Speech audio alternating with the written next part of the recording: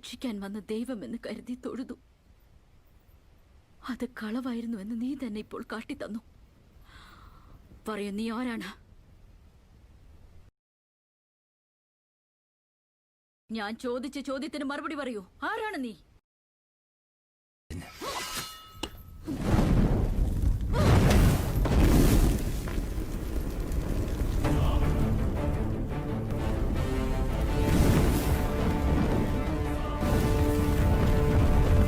പ്രപഞ്ചത്തിലെ അജയ്യരായ വധിച്ച വീരാതിവീരൻ